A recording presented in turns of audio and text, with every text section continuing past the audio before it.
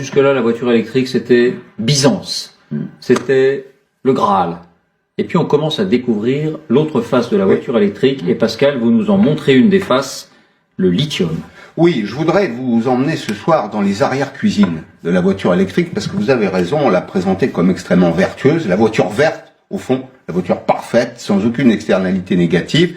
Sauf que, il y a, en effet, d'abord le lithium que vous évoquez, et puis le cobalt. Le lithium, on voit à peu près ce que c'est. Alors, on parle beaucoup du lithium. Le lithium, c'est un métal léger dont la propriété, quelle est sa propriété? Pourquoi est-ce qu'on utilise du lithium? Parce qu'il a la propriété de conserver l'énergie.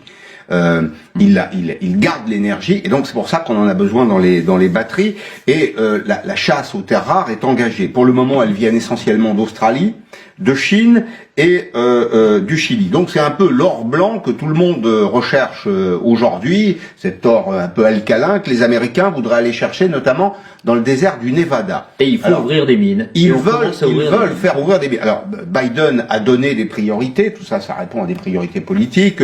Il faudrait qu'en 2030, 50% des voitures vendues aux États-Unis, des voitures neuves, soient des voitures électriques. Pour ça, évidemment, il faut du lithium, il faut du cobalt. Et la demande, elle explose. L'Agence internationale d'énergie nous dit même qu'elle va être multipliée par 40. Vous vous rendez compte?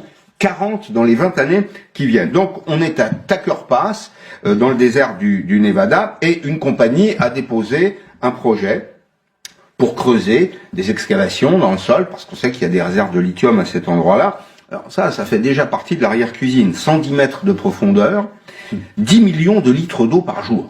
10 millions de litres d'eau par jour, 41 000 litres de gasoil jour. Parce que, pas très écolo non plus. Le lithium, il sort pas tout seul, faut aller le chercher. Donc, il y a de la mécanique derrière tout ça, et donc Biden a donné son feu vert. Il y a une deuxième image que je voudrais vous montrer qui me paraît encore plus terrible.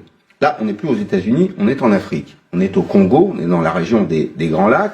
On quitte le lithium pour aller vers le cobalt. Le cobalt, on en a besoin aussi pour les batteries. Parce que, oui, on en a besoin. Il y a du cobalt et du lithium partout dans votre téléphone portable. Il y en a. Aujourd'hui, il y a une demande constante. Le monde connecté exige ces deux terres rares. Et regardez ces images. Moi, je les trouve absolument stupéfiantes. Je considère que c'est le prix de notre bonne conscience.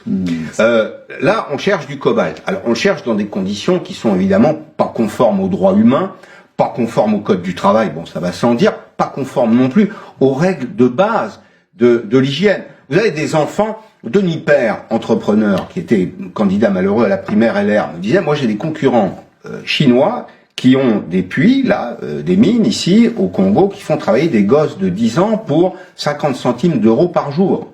50 centimes d'euros par jour. La matière première est ensuite transférée en Chine, dans des usines où il n'y a aucun droit syndical. Elle est utilisée dans des conditions qui sont complètement contraires aux intérêts de l'environnement. Et ça va se poursuivre. Pourquoi ça va se poursuivre? Parce que au Congo, l'investissement pour ouvrir des mines de cobalt, il est 3 fois inférieur à ce qu'il serait aux États-Unis. Donc je dis aujourd'hui que l'exploitation de terres rares, au fond, c'est un véritable scandale humain, écologique, économique. C'est le prix de notre bonne conscience verte. Loin du cœur, loin des yeux, loin des préoccupations, d'une certaine façon. On a tous l'impression, en achetant une voiture électrique, qu'on fait un geste pour l'environnement. Moi, je ne pense pas qu'on fasse un geste pour l'humanité. Vive le pétrole! Exactement.